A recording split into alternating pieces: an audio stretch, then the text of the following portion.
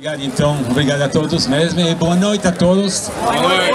Eu diria irmãs e companheiros. Irmãs porque nós somos todos filhos e filhas do mesmo pai, e companheiro porque também eu fui operário metalúrgico também. Então, como foi falado com bastante clareza, Dom Pedro me pediu de representá-lo neste ato público. Eu faço isso realmente com muita boa vontade, me sinto aqui realmente em casa. Até que eu estava relembrando o deslocamento do sindicato para a Praça da Igreja. Pode ser também deslocamento da Praça da Igreja para o sindicato. Isso mostra a nossa preocupação comum pelo bem dos trabalhadores, pelo bem de todos aqueles que ganham o seu pão com o suor do seu rosto. Nós somos juntos nas lutas operárias, e não é de hoje não. Todo mundo talvez se lembra ainda das encíclicas, inclusive dos papas que foram divulgadas no mundo inteiro. Naquela época, no momento do crescimento da indústria, o Papa Leão XIII publicou uma encíclica para a defesa dos trabalhadores. Mais recentemente, João Paulo II publicou também uma carta encíclica sobre o mundo do trabalho. Essas duas e as demais, na verdade, que tocam nesses assuntos, sempre insistiram sobre a necessidade de colocar a pessoa humana antes do proveito, antes dos lucros. Isso é muito importante, a gente nunca deve esquecer disso. Aqui na Diocese de Santo André, na verdade, a Diocese começou com a sua preocupação para com os operários. Dom Jorge, que foi o primeiro bispo dessa Diocese, vendo a realidade, logo decidiu se colocar do lado dos trabalhadores, a tal ponto que ele foi muitas vezes chamado o bispo dos trabalhadores. Bispo Vermelho! Bispo Vermelho, assim foi falado também, por sinal. Não, isso mesmo. E depois de Dom Jorge, então veio Dom Cláudio, que chegou numa época tranquila, mas logo as coisas se esquentaram nos anos de 1979 e 80. Ainda tínhamos a ditadura aqui, e veio as reivindicações sociais e a violência até da polícia, do governo sobre os trabalhadores. Dom Cláudio foi convidado para ser um intermediário entre a igreja, como a igreja ser um intermediário entre os operários e os patrões. Ele aceitou, só que no dia da negociação ele ficou do lado dos trabalhadores. Até que acharam meio ruim, alguns acharam meio ruim que se colocasse assim no lado dos trabalhadores. Mas sempre Dom Cláudio justificou o seu compromisso, dizendo: eu estou do lado dos trabalhadores porque suas reivindicações são justas, e os meios para fazer avançar essas reivindicações são meios pacíficos. E sempre Dom Cláudio ficou fiel a essa decisão, a essa postura dele. Isso foi muito bom. E nos encontramos então hoje em outro momento histórico em que, mais uma vez, a classe trabalhadora está também passando por necessidade e grandes perigos, através dessa reforma da Previdência Social e também da lei da terceirização também, que é outro aspecto preocupante. Então, eu notei aqui apenas alguns trechos da nota da CNBB, isso é da Igreja do Brasil, Conferência Nacional dos Bispos do Brasil, a respeito do momento histórico no qual nós estamos passando. Não é muito demorado não, mas é bom vocês ouvir isso. Aliás, é uma carta que tem que ser lida também nas comunidades. O Conselho Permanente da Conferência Nacional dos Bispos do Brasil, reunido em Brasília, no mês passado, em comunhão e solidariedade pastoral com o povo brasileiro, manifesta apreensão com a relação à proposta de emenda da Constituição, de iniciativa do Poder Público, que tramita no Congresso Nacional. A CNBB relembra o artigo 6º da Constituição Federal de 1988, que estabeleceu que a Previdência seja um direito social dos brasileiros e brasileiras e não uma concessão governamental ou um privilégio. Os direitos sociais no Brasil foram conquistados com intensa participação democrática. Qualquer ameaça a eles merece imediato repúdio. É por isso que nós estamos aqui. Abrangendo atualmente mais de 2/3 da população economicamente ativa, diante de um aumento de sua faixa etária e da diminuição do ingresso do mercado do trabalho, pode-se dizer que o sistema da Previdência precisa ser avaliado e, se necessário, posteriormente adequado à Seguridade Social. Os números do governo federal que apresentam déficits previdenciários são diferentes dos números apresentados por outras instituições, inclusive ligadas ao próprio governo. Não é possível encaminhar soluções de assuntos tão complexos com informações inseguras, desencontradas e contraditórias. É preciso conhecer a realidade situação da Previdência Social no Brasil. Iniciativas que visem ao conhecimento dessa realidade devem ser valorizadas e adotadas, particularmente pelo Congresso Nacional, com total envolvimento da sociedade. O sistema da Previdência Social possui uma intrínseca matriz ética. Ele é criado para a proteção social de pessoas que, por vários motivos, ficam expostas à vulnerabilidade social, seja pela idade, pelas enfermidades, acidentes, maternidade, particularmente aos mais pobres. Nenhuma solução para equilibrar um possível déficit pode prescindir de valores éticos, sociais e solidários. Na justificativa do PEC não existe nenhuma referência a esses valores, reduzindo a Previdência a uma questão meramente econômica. Buscando diminuir gastos previdenciários, o PEC soluciona um problema, entre aspas, porque não é uma solução, excluindo da proteção social os que têm direito a benefícios.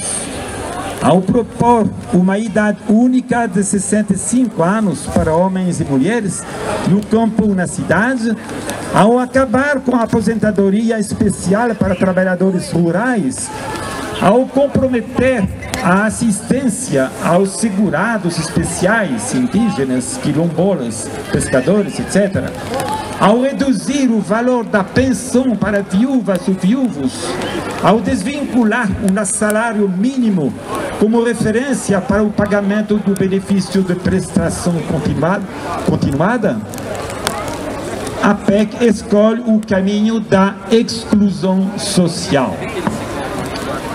A opção inclusiva que preserva direitos não é considerada na PEC. Faz-se necessário auditar a dívida pública, taxar rendimentos das instituições financeiras, rever a desoneração de exportação de commodities, identificar e cobrar os devedores da Previdência. Essas opções ajudariam a tornar realidade o fundo de reserva do regime da Previdência Social.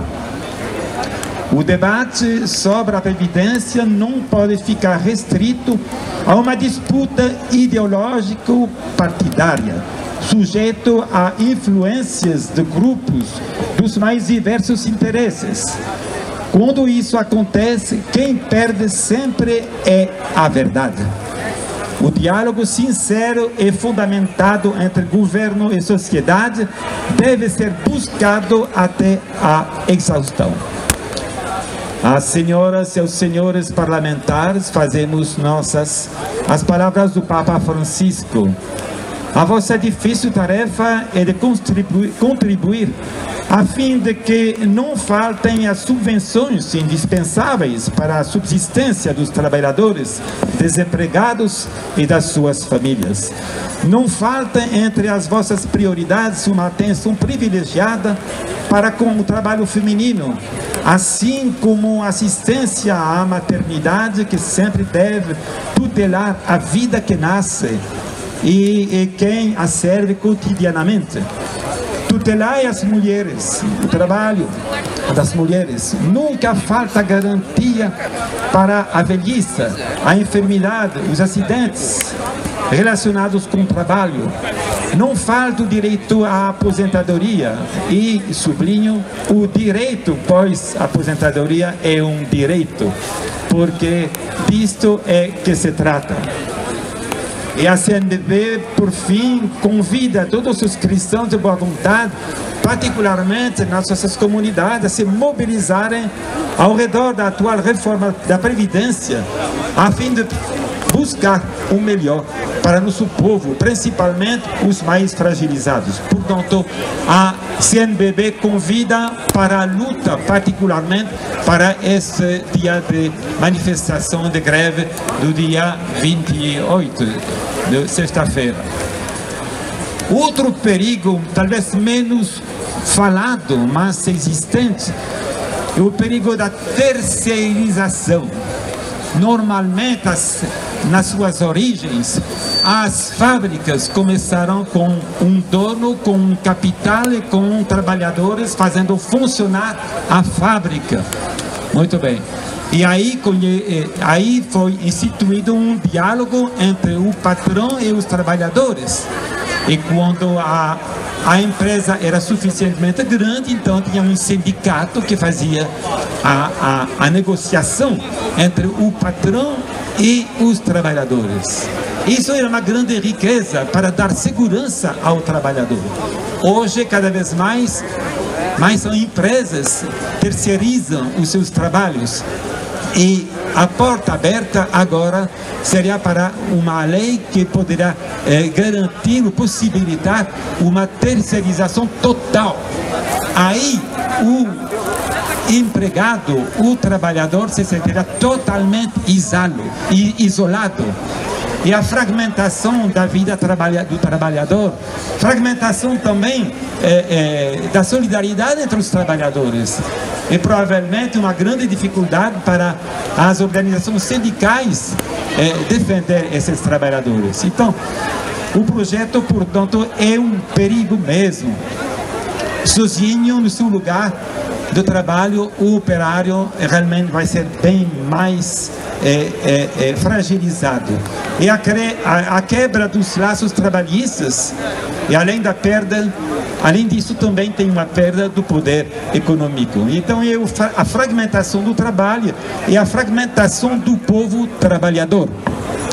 A conferência também falou particularmente deste aspecto, dizendo assim: a lei que permite a terceirização do trabalho em tramitação no Congresso Nacional não pode, em hipótese alguma, restringir os direitos dos trabalhadores. É inadmissível que a preservação dos direitos sociais venha a ser sacrificada para justificar a superação da crise. Por fim, eles acrescentam, a CNBB acrescenta que a credibilidade política perdida por causa da corrupção e da prática interesseira com que grande parte dos políticos exerce seu mandato não pode ser recuperada ao preço da aprovação de leis que retiram direitos dos mais vulneráveis.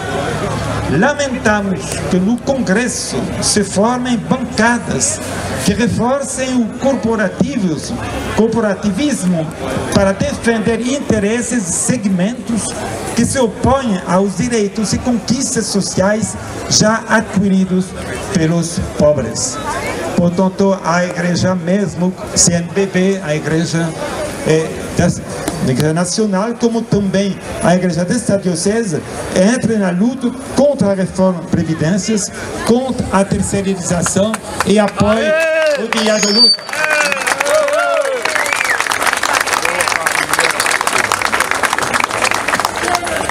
Ao terminar, alguma coisa talvez mais profundamente espiritual, mas que eu acho que é também muito importante.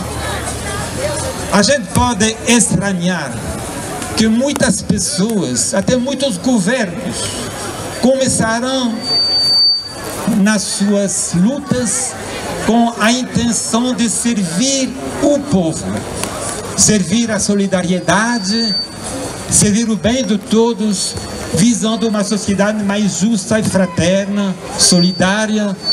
Muito bem. E nós podemos, infelizmente, constatar muitas vezes que depois de um início promissor, aos poucos, aqueles que foram eleitos pelo povo no sistema democrático, afinal, em vez de servir o povo, se serviram a si mesmo. E o povo continuou na sua precariedade, no seu sofrimento e também na injustiça. Isso é um grande problema. Dizia o Papa Francisco: qualquer pessoa que tenha um exagerado apego ao dinheiro, ao poder, aos bens materiais, não deveria se meter em política nem em qualquer organização que pretende servir o povo, porque evidentemente não vai servir muito tempo, não, vai servir 6 meses e depois vai se servir a si mesmo. Quantos governos foram formados por pessoas eleitas pelo povo, com um ideal de sociedade até socialista, bonita, um ideal muito bonito, acabaram por se afundar no dinheiro e no poder e deixaram também o povo se afundar na miséria. Tem que transformar o coração humano. Eu acho que nós, como cristãos, devemos também considerar isso. Não tem nenhum sistema que vai realmente servir o povo se não tiver uma conversão do coração das pessoas. Só Deus pode conseguir isso. Por fim, sim, amém, falavam com muita propriedade, hein? Mas então, finalizando, estou relembrando este momento muito bonito que houve lá em 1980, 79, 80, no estádio da Vila Euclides, em São Bernardo. O povo em grande número, todos os trabalhadores, 80 mil trabalhadores estavam lá, Dom Cláudio estava com eles e todos de mãos levantadas pediram ao Pai que venha o reino de Deus, que é um reino de fraternidade e de justiça. Se você não se importar, então vamos levar as mãos também, rezar juntos essa oração da fraternidade e da filiação ao nosso próprio Deus. Pai nosso do céu, santificado seja o vosso nome, venha a nós o vosso reino, seja feita a vossa vontade, assim na terra como no céu. O pão nosso de cada dia nos dai hoje. Perdoai as nossas ofensas, assim como nós perdoamos a quem nos tem ofendido, e não nos deixeis cair em tentação, mas livrai-nos do mal. Amém. Então assim seja, a luta continua e nós estaremos juntos então sexta-feira.